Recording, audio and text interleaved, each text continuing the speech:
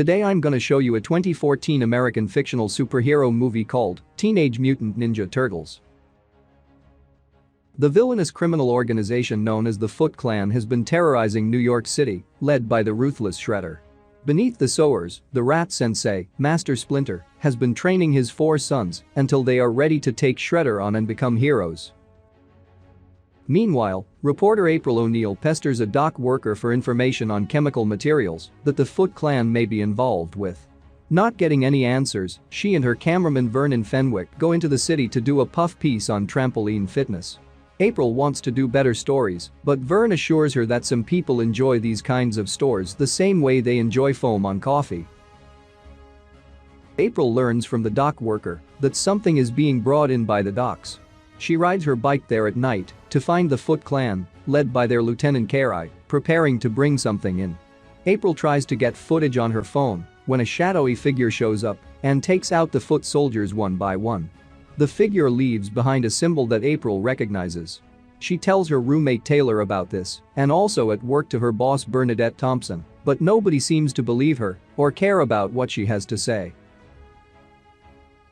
We see a man with his hands tied behind his back and a foot soldier trying to attack him, but the man easily takes the soldier down. This man is the Shredder. Karai reports to him about the vigilante activity and that these non-human creatures must be stopped. The NYPD teams up with Eric Sachs of Sachs Group Incorporated to take down the Foot Clan. April finds Sachs at an event where we learn that her father worked with Sachs on a project before he passed away. After the event, April and Vern drive home when they see terrorized New Yorkers scrambling all around the streets. April leaves the van to check it out, only to get grabbed by a foot soldier and thrown in with other hostages. Karai calls out the vigilantes to show themselves, or the foot soldiers will execute the hostages. The Ninja Turtles catch them on their cameras and them ride the subway to find the Foot Clan and beat them down easily, freeing the hostages in the process. April runs out and climbs a fire escape to find the turtles on the roof.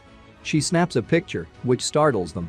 She gets grabbed and is confronted by the turtles, causing her to faint. When she's awake, she meets the 4 heroes in a half-shell, the leader Leonardo, the brainy Donatello, rebellious Raphael, and goofball Michelangelo. Donnie wiped April's phone, and Leo hands it back to her, warning her not to tell anybody about them, or they'll find her. Mikey reiterates this, and it's obvious he's attracted to April. The turtles leave, but April still manages to get a picture of them from a distance. April runs home and opens a box filled with documents, pictures, and videos on Project Renaissance, what her father and Sachs were working on. April sees a video of her as a kid recording in her father's lab, using a mutagen on the turtles and Splinter, pre-mutation. She personally named them and fed them pizza, which they all loved. She even recognizes the symbol from earlier as meaning family. The turtles try to sneak back into their lair without alerting Splinter. However, he manages to catch them and punishes them by making them maintain balance on certain items until they tell him why they were out on the streets. Splinter breaks Mikey by tempting him with pizza. Mikey admits they were out fighting the Foot Clan, and when he mentions April's name, Splinter is alarmed and he orders the turtles to go find her. April continues digging into the turtles' past and she tells Thompson about what she saw the previous night. Unfortunately, this gets her fired. Afterwards, Vern takes her to the Sachs estate so she can personally ask Sachs about what he and Dr. O'Neil were working on. She shows Sachs the photo of the turtles and he takes her into his room to tell her about his past in Japan, being abandoned by his father and learning of a legend about a ruthless warlord in the area. He gives April his card. April logs onto her computer to find some news on the turtles in the subway, only to find that Donnie hacked her computer and sent her an address for her to meet them at. She goes alone and the turtles take her into their lair. There, she meets Splinter, who remembered April before he mutated. He tells her that her father was working with Sachs and Shredder, but he learned that Shredder was planning something evil, and so Dr. O'Neil burned the lab down at the cost of his own life. April saved Splinter and the turtles, and she took them to the sewers to be safe. The mutagen later took effect and turned Splinter into a walking and talking rat that raised the turtles as his sons. The boys were always curious about life above the surface, but Splinter tried to keep them away and instead taught himself the art of ninjutsu before passing it down to the turtles. When they were ready, he armed them with their trademark weapons, Leo with his katanas, Donnie with his bow staff, Raph with his sai, and Mikey with his nunchucks. Splinter expresses his thanks to April for protecting them. Sax is really working for Shredder, and they come by his armor, which has been given some upgrades. The Foot Clan also manages to track the location of the lair. They infiltrate the place, triggering an alarm that alerts the turtles. The foot soldiers break in with a bomb and blow the place open. The turtles fight the soldiers, and Splinter gets in on the action himself. Mikey brings April to a safe spot before returning to fight. Shredder enters the lair, decked out in his armor with multiple knives on each arm. He faces off with Splinter, who dodges Shredder's knives and gets a few good hits in. Splinter shuts the doors to protect his sons, but they lift them up in time to see Shredder grab Splinter and hold him before the turtles, threatening to kill him if they don't lay down their weapons. They do so, but Shredder still hits Splinter hard enough to take him out, while the soldiers cattle prod the Leo, Donnie, and Mikey, capturing them and then blowing the lair up. Raph emerges from the rubble and goes with April to take Splinter to rest. He pleads with Raph to save his brothers and stop Shredder. Raph gets ready to spring into action. April calls Vern to take her and Raph to the Sax estate again.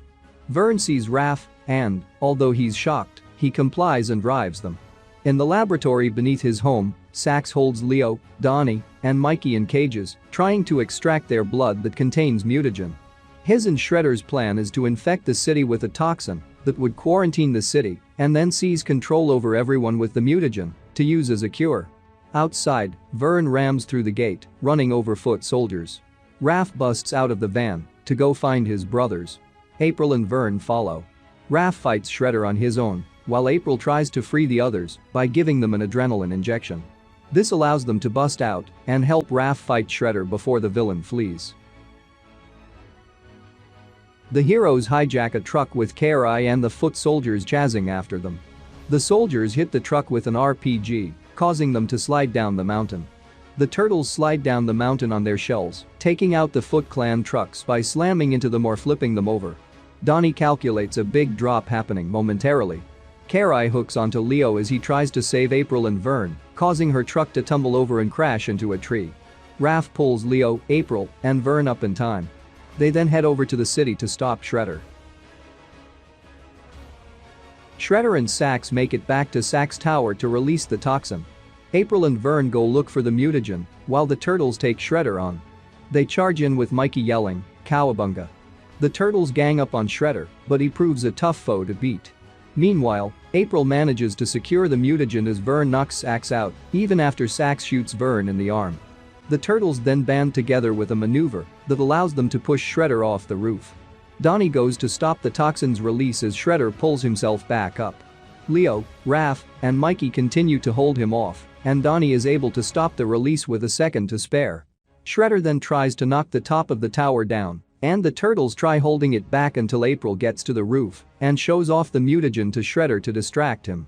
The top of the tower comes crashing down as Shredder lunges at April and throws them both off. They hang on for dear life, and the turtles try to save April. Shredder tries to finish them off, but Leo throws his katana at him, causing Shredder to lose balance and fall to the ground. The top of the tower comes loose, taking April and the turtles with it. Raph admits his brash behavior was out of fear for his brothers, and he admits he loves them, right before he realizes they landed safely. Mikey notices he's crying, but Raph brushes it off. They return to the sewers. The citizens then crowd around Shredder, who slightly moved his hand with mutagen on his fingers.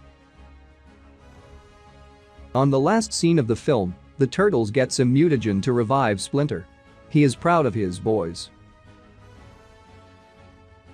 Later, April meets up with Vern, who is showing off his new car.